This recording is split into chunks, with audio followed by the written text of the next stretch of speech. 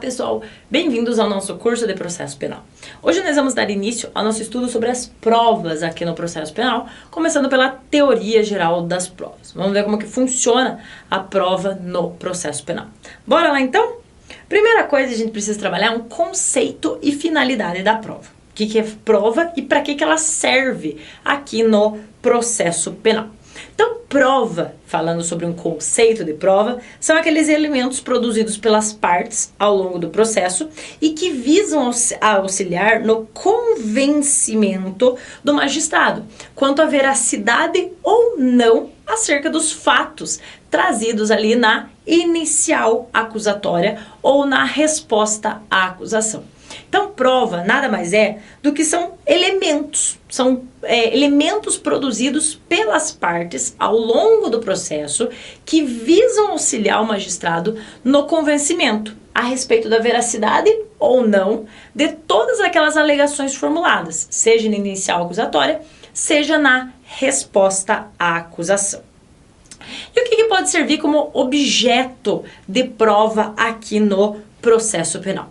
Objeto de prova no processo penal são os fatos, a verdade ou a falsidade sobre os fatos que interessam para a solução do processo.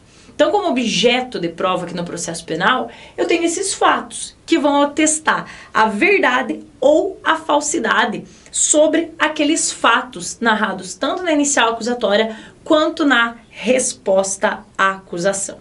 Nesse sentido, o professor Renato Brasileiro, ele aponta aqui o que deve ser provado, o que deve ser objeto de prova no processo penal.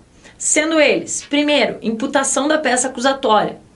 O órgão responsável pela acusação tem o dever de demonstrar a veracidade da imputação constante lá na peça acusatória, além de qualquer dúvida razoável. Lembra sempre que na dúvida, o que prevalece é a absolvição do sujeito. Então, o órgão acusador ele tem que demonstrar a veracidade da imputação formulada lá na inicial acusatória. Ainda deve provar os costumes, por exemplo, repouso noturno, no caso do furto. Tem que fazer a demonstração de que houve aquela prática do repouso noturno, que era caso de repouso noturno naquela determinada localidade. E cuidado com a questão dos fatos incontroversos. Por que cuidado com a questão dos fatos incontroversos? Lá no processo civil, um fato alegado por uma parte e não contestado pela outra, ele é tido como verdadeiro, correto? Aqui no processo penal, gente, ainda que o acusado ele confesse a prática do delito, a acusação deve demonstrar a ocorrência do fato narrado lá na inicial acusatória. Lembrem que a confissão ela não é a rainha das provas. Por esse motivo, ainda diante da confissão do acusado, resta à acusação o ônus da prova sobre aquela imputação formulada na inicial acusatória. Então, cuida com essa coisa aqui de fatos incontroversos, que não é igual no processo civil. Aqui no processo penal, ainda uma parte confesse aquela prática do delito, a acusação ainda tem o dever de demonstrar a ocorrência do fato narrado inicial. Ok? Ainda, gente, no processo penal, a gente tem alguns fatos que não precisam ser provados. Por exemplo, fatos notórios, fato que todo mundo sabe, que é de conhecimento geral, fatos axiomáticos ou intuitivos, ou os fatos também inúteis ou irrelevantes. Esses fatos aqui não servem de objeto de prova para o processo penal e não precisam ser provados, ok? Temos ainda a questão das presunções legais. Cuidado com essas presunções legais aqui, que algumas acabam admitindo prova e outras não há necessidade de prova. Sobre as presunções legais, a gente precisa falar que são afirmações feitas pela própria lei, de que um fato é existente e verdadeiro. Então a própria lei já fala que aquele fato é assim e assado. E essas presunções legais, elas se dividem em duas. As presunções absolutas, ou iure et iure, e as presunções relativas, ou iuris tanto. As presunções absolutas, elas não admitem prova em contrário. Por exemplo, a inimputabilidade do menor de 18 anos. Se o sujeito chegar lá e falar, olha, sou menor de 18 anos e apresentar documento provando que ele era menor de 18 anos na época do fato, o Ministério Público pode fazer o que quiser. Ele não tem como demonstrar diferente dessa maneira aqui. Então esse é um fato que não vai precisar ser provado. O sujeito demonstrou que era menor de 18 anos, ok, a legislação já presume que ele é inimputável e de forma absoluta. Não vai admitir prova em contrário nesse caso aqui, ok?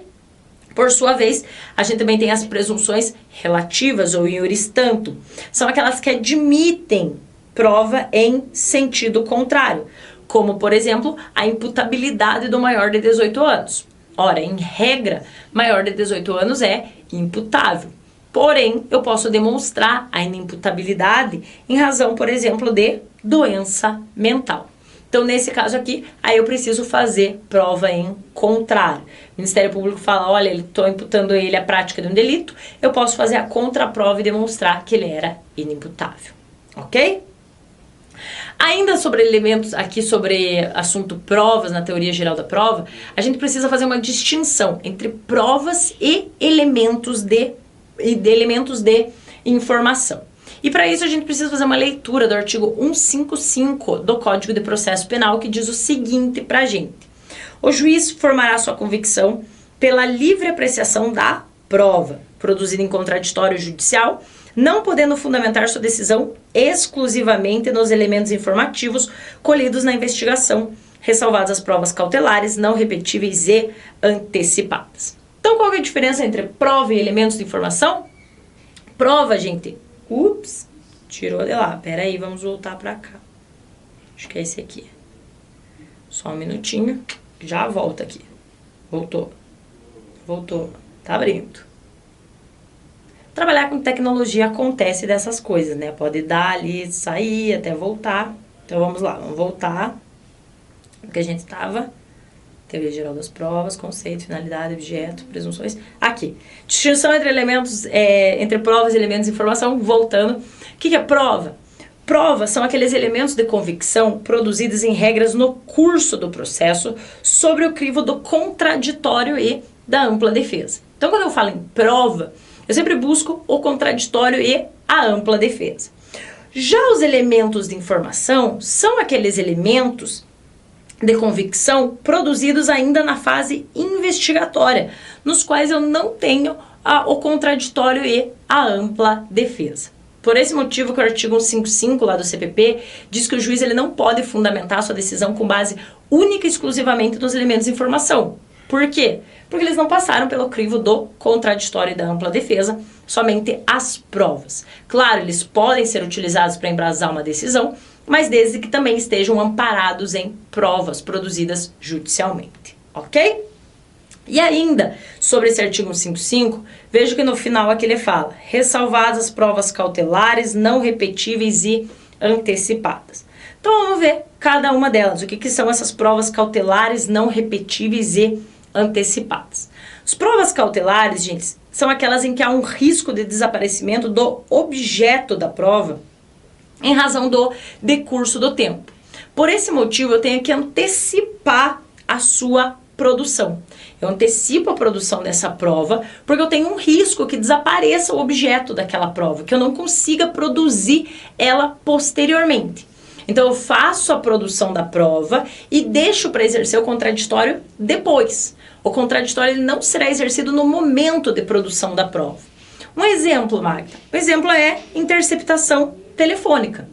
Às vezes, se eu deixar para realizar a interceptação telefônica somente em sede judicial, já contraditório e ampla defesa, pode ser que desapareça o objeto. Pode ser que eu não consiga mais interceptar naquele momento que eu queria. Pode desaparecer o objeto de prova. Então, eu posso realizar a interceptação telefônica de maneira antecipada e depois de feita a degravação, eu abro para o contraditório e a ampla defesa. Então, a prova cautelar é aquela em que há um risco de desaparecimento do objeto em razão do decurso do tempo. Por sua vez, as provas não repetíveis são aquelas que eu não tenho como fazer novamente. Se eu não fizer naquele momento, eu corro o risco de não conseguir fazer de novo. Eu não vou ter como fazer de novo essa aqui. Seja em virtude do desaparecimento destruição ou perecimento da fonte probatória. A fonte de prova ali vai desaparecer e eu não vou ter como fazer essa prova. Por isso que ela é não repetível, porque desaparece. Eu não vou ter como fazer essa prova de novo. E o exemplo é o laudo de exames de lesões corporais ou exames de corpo de delito no geral. Corre-se o risco de desaparecer a fonte probatória e eu não ter como fazer esse exame pericial novamente. Essas provas aqui também, o contraditório será diferido. Eu vou exercer o contraditório depois dessa prova aqui, ok? E para finalizar, as provas antecipadas são aquelas que são produzidas sob o contraditório e a ampla defesa, só que no momento diferente do que elas deveriam ser produzidas. Eu antecipo a produção dessa prova, mas com contraditório e ampla defesa já reais, naquele momento que está acontecendo a produção da prova, só que ela é produzida no momento diverso. Ela deveria ser produzida em momento X, ela é produzida no momento Y. Às vezes até mesmo antes do processo. Por exemplo, o caso do artigo 225 do CPP. De repente eu tenho uma testemunha que ela já está muito velhinha, está pronta para se encaminhar, para bater as botas. Eu posso antecipar o depoimento dessa testemunha, faz a antecipação de depoimento perante juiz, perante o órgão acusador, perante o acusado e sua defesa. O contraditório real, naquele momento, o contraditório não será diferido, exerço o contraditório naquele momento. Então eu antecipo a produção dessa prova, porque você corre-se um risco que, no momento que fosse para ela ser produzida, ela não vai mais existir. Por exemplo, depoimento testemunhal de uma velhinha. Corre-se o risco de, se eu esperar o processo, essa prova desaparecer. Então eu antecipo a produção dessa prova. E nessa aqui, o contraditório é real. Ok? Sobre a prova ainda, a gente precisa trabalhar sobre a classificação da prova. A prova, ela pode ser classificada em um primeiro momento quanto ao objeto ou quanto ao fato. Quanto ao objeto, a prova ela pode ser dita direta ou indireta. Direta são aquelas que por si só demonstram o fato. Por exemplo, uma testemunha falar que viu o acusado atirar na pessoa. A testemunha está falando diretamente do que ela viu. De forma direta, essa prova demonstra a ocorrência do fato. Já a prova indireta, segundo o professor Norberto Avena, são aquelas que não demonstram, assim, de forma direta, o determinado fato. Mas ela permite deduzir que aquele fato aconteceu. Você não demonstra de forma direta, como a prova direta, mas através das circunstâncias, você consegue deduzir que aquilo aconteceu.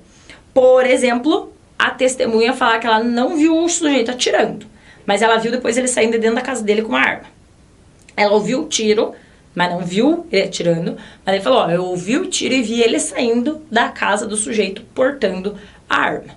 Ou ainda, o álibi, que é utilizado pelos acusados para dizer que ele não estava naquele determinado momento.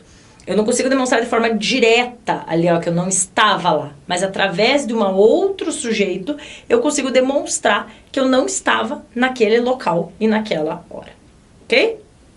Ainda, quanto ao valor, a prova ela pode ser dita plena ou não plena. Prova plena é aquela que permite um juízo de certeza quando ao fato investigado. É a prova testemunhal, pericial, documental. Dá um juízo de certeza sobre aquele fato. Seja a testemunha falar que viu atirando, seja a testemunha falar que ele não atirou, não foi ele que atirou. Dá um juízo de certeza sobre aquele fato. Já as provas não plenas são aquelas provas circunstanciais que podem levar à convicção do magistrado a respeito daquele determinado fato. Mas elas não podem ser consideradas como fundamento principal do ato decisório. Essa prova aqui, elas são circunstanciais, elas ajudam a reforçar, mas elas por si só não levam à certeza do fato, ok? Quanto ao sujeito ainda, a prova ela pode ser prova real, que são aquelas que não resultam da pessoa, mas de algo externo que comprova a existência do fato. Por exemplo, a arma empregada no delito. Eu não estou resultando da pessoa, mas essa prova real aqui, eu pego a arma, tem as digitais lá do sujeito. Eu consigo demonstrar que houve aquela prática delitiva. E as provas pessoais, que são aquelas que decorrem da pessoa. Prova testemunhal, interrogatória, que decorrem diretamente da pessoa. Ok? Ainda sobre prova, a gente precisa trabalhar sobre o indício, que a gente ouve bastante. Houve indícios disso, indícios daquilo. O indício, gente, ele pode ser trabalhado tanto como prova indireta, como prova semiplena. Segundo o professor Renato Brasileiro, a palavra indício ela é usada no CPP em dois sentidos. A prova indireta e a semiplena. Na prova indireta, o indício está lá no artigo 239 do CPP, que vai falar o seguinte pra gente. Considera-se indício a circunstância conhecida e provada que, tendo relação com o fato, autorize por indução concluir-se a existência de outra ou de outras circunstâncias. Aqui o indício, como prova indireta, é o que a gente já falou daquela testemunha, que ela não vê diretamente o fato, mas ela presencia uma situação que leva a crer que aquele fato aconteceu.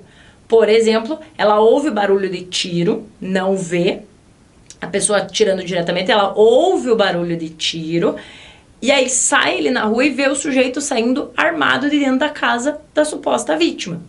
Isso é uma prova indireta. Ela não viu diretamente o que aconteceu, mas através de uma dedução eu posso levar a crer que foi aquele sujeito que matou o outro, porque eu ouvi o tiro sair, ele saindo de arma, então isso é uma prova indireta, que é considerada aqui um indício como prova indireta, ok?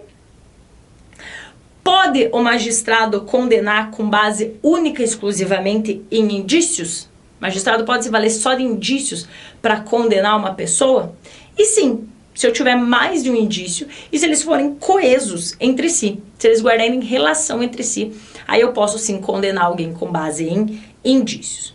Já como prova semiplena, o indício é um elemento de prova mais tênue, com menor valor persuasivo. Aqui é uma probabilidade. Eu não tenho a certeza, mas há uma probabilidade de ter acontecido aquilo, de ser aquele sujeito o autor do fato. E aí os exemplos de indícios como prova semiplena são lá nos artigos 312 e 413 do CPP. O 312, por exemplo, diz pra gente: a prisão preventiva poderá ser decretada como garantia da ordem pública, ordem econômica, conveniência da instrução criminal ou para assegurar a aplicação da lei penal quando houver prova da existência do crime e indício suficiente de autoria. Eu tenho prova do crime, mas quanto à autoria eu não tenho a certeza, mas há uma probabilidade de ter sido aquele sujeito. Então aqui é um valor persuasivo menor que a prova indireta. Na prova indireta você viu o sujeito saindo armado da casa dando tiro. Aqui não. Aqui é uma linha mais tênue, é uma probabilidade que ele seja. Não é assim, não é certeza, mas também não é semi-certeza. É uma probabilidade que o sujeito tenha sido o autor. Ok? Então a semiplena ela tem um menor valor persuasivo. Ainda sobre provas, a gente precisa falar da suspeita. Sempre aparece, né, na TV. É suspeito, suspeita, suspeita. O que é a suspeita? A suspeita é um estado anímico e que não é idôneo para fundamentar a convicção do magistrado. A suspeita é uma intuição que você tem. Falar que o sujeito é suspeito, você está tendo a intuição que foi ele. Mas o magistrado ele não pode condenar alguém com base em uma suspeita, com esse estado anímico. Ah, eu suspeito que seja ele. Tá bom, você suspeita, mas você não vai condenar esse sujeito aqui com base em suspeitas. Então a suspeita ela é um estado anímico e não serve para fundamentar uma decisão, ok?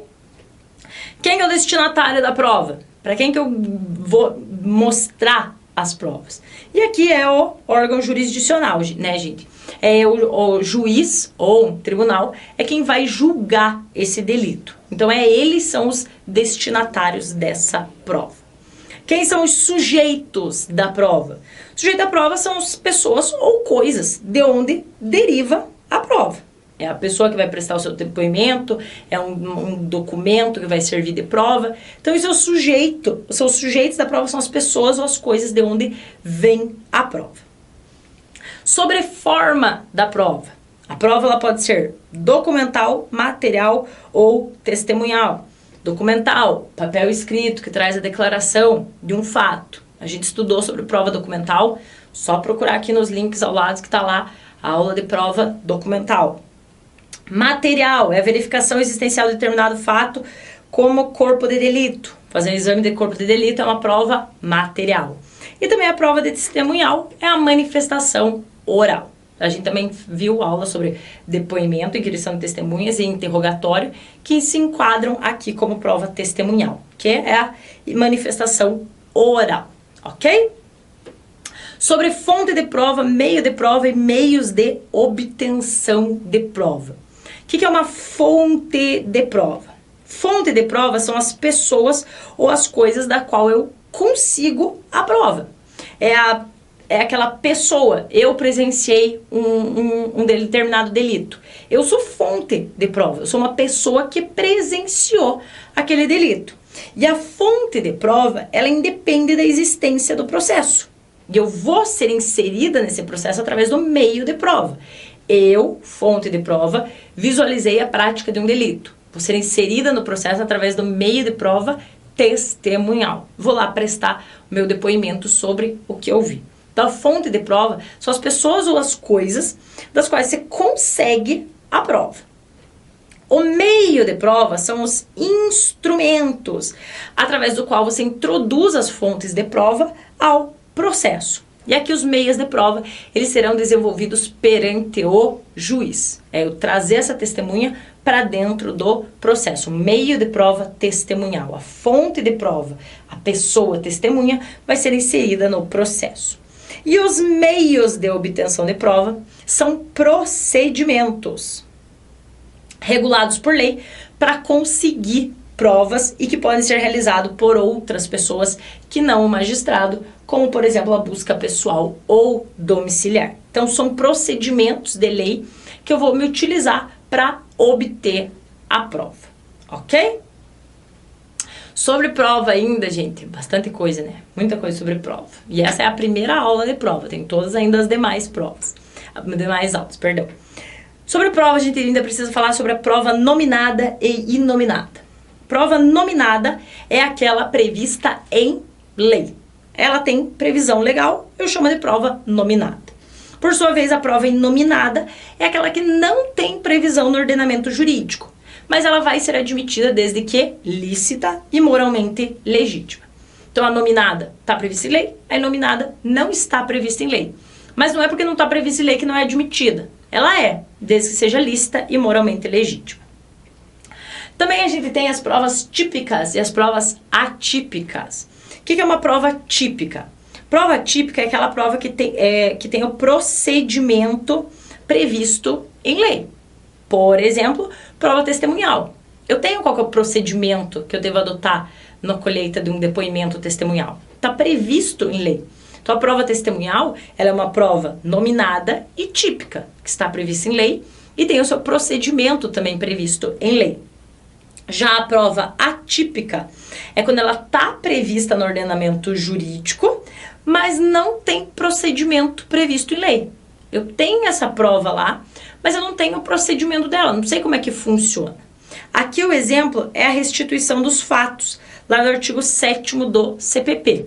Eu tenho essa possibilidade de prova, ela está prevista em lei, mas não diz qual que é o procedimento a ser adotado para sua obtenção, como que ela deve se realizar. Simplesmente fala aqui que não contraria moralidade ou ordem pública, mas não fala como ela deverá ser realizada. Então, a prova atípica, ela não tem o procedimento previsto em lei. E a prova típica tem o seu procedimento previsto em lei. Prova anômala e prova irritual. Prova anômala é aquela que é utilizada para fins diversos daqueles que lhes são próprios. Aqui, segundo o professor Guilherme Madeira, até citado pelo professor Renato Brasileiro, ele diz que a prova anômala é produzida segundo um modelo legal. Porém, o modelo utilizado não é o adequado para aquele caso. Eu faço a produção da prova seguindo o que determina a lei, só que não para aquela prova. Eu utilizo um modelo de uma outra prova para produzir aquela prova que eu queria produzir. Por exemplo, Em vez de eu chamar a testemunha para prestar depoimento perante o juiz, eu vou com ela num cartório, pego a declaração dela lá, certifico tudo, reconheço a assinatura e junto como prova documental. Essa é a chamada prova anômala. Eu estou me utilizando de um outro procedimento para a produção de uma prova que tem procedimento prevista em lei. Por isso, anômala. Eu estou me utilizando de uma outra forma para produzir aquela prova que eu queria inicialmente produzir. Eu utilizo um outro meio de prova para uma prova que não é aquela correta. Então, eu utilizo um outro meio de prova, não o correto, para a produção daquela prova. E a gente tem também a prova irritual, que é a prova típica, que eu tenho o procedimento previsto em lei, mas eu não observo o procedimento previsto em lei. Nessa aqui, ela tem um procedimento lá em lei, mas por alguma falha eu não observei o procedimento previsto em lei para essa prova. Vejam que na prova anômala eu utilizo um outro procedimento. A prova tem o procedimento dela em lei, mas eu utilizo outro, que também está previsto em lei. Então, na prova anômala, aqui é outro. Aqui eu utilizo, na prova irritual, eu utilizo o procedimento previsto para essa prova, mas sem observar o modelo, as prescrições legais para aquele meio de prova. Então, eu faço aquela produção de prova utilizando o procedimento daquela prova, mas de uma maneira diversa. Por algum motivo, eu não observo aquele procedimento. Em algum ponto, eu não não sigo todo o procedimento daquela prova. Então, eu quebro o rito daquela prova. Por isso, eu falo que ela é irritual.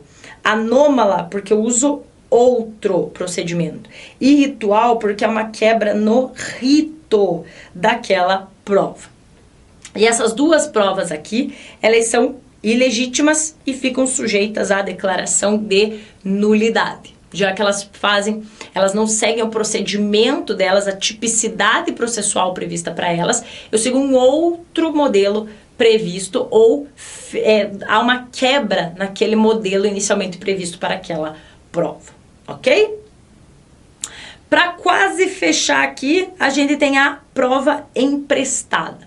O que é a prova emprestada? A prova emprestada é aquela que foi produzida em um processo. Eu tenho aqui um processo 1 e aqui foi produzida a prova. E eu pretendo utilizar essa prova aqui no processo 2. Então, a prova emprestada é aquela prova que produziu num processo e eu pretendo emprestar ela para utilizar nesse segundo processo. Isso que eu falo emprestada, porque você vai tirar de um processo para trazer para outro. E esse transporte entre as provas ocorre de forma documental. Então, eu vou fazer o documento, tirar lá uma cópia autenticada, lavrar uma certidão, e aí fazer o transporte dessa prova para o processo 2 aqui que eu pretendo utilizar. Então, a prova emprestada é que ela foi produzida em outro processo, mas você quer emprestar aquela prova, porque serve aqui para esse outro processo. Então, você pega de lá e traz para cá. Qual que é o valor da prova emprestada? Cuidado, gente, que apesar de ter doutrina em sentido contrário, a prova emprestada ela tem o mesmo valor da prova originalmente produzida. Nos dois processos, ela tem o mesmo valor. Então, a prova emprestada aqui, ela não vai ter uma valoração menor aqui, porque ela foi produzida lá e ela vem para cá, tem um valor menor. Não, ela tem o mesmo valor nos dois processos. Prova emprestada é admitida no processo penal? E cuidado com isso aqui, que a resposta é sim. Porém, essa prova emprestada, lá no processo 1, ela tem que ter sido produzida contra a mesma pessoa que eu vou utilizar aqui no processo 2. A pessoa tem que ter participado da produção de prova lá no 1. Eu não posso pegar uma prova lá que, de repente, uma testemunha falou contra o acusado lá, ele nem estava presente, nem soube, eu pegar essa prova e trazer para cá. Não. A prova emprestada ela é admitida, mas a pessoa contra quem eu pretendo utilizar tem que ter participado dos dois momentos, tanto no processo 1 quanto no processo 2. Ok? E pode a parte se valer de prova emprestada que seja retirada de elementos de informação do inquérito policial? E a resposta é Não, né, gente? Já que no inquérito policial eu não tenho exercício do contraditório e da ampla defesa, então eu não posso me valer de prova emprestada, retirar uma prova de um elemento de informação do inquérito e trazer lá para um outro processo. Porque lembrem, a prova emprestada ela é válida, mas a parte contra quem eu vou utilizar, ela precisa ter participado das duas produções, do processo 1 e do processo 2. Ok, pessoal? Então, sobre teoria geral da prova, era isso que eu tinha para falar para vocês. Muito obrigado, espero que tenham gostado e bons estudos!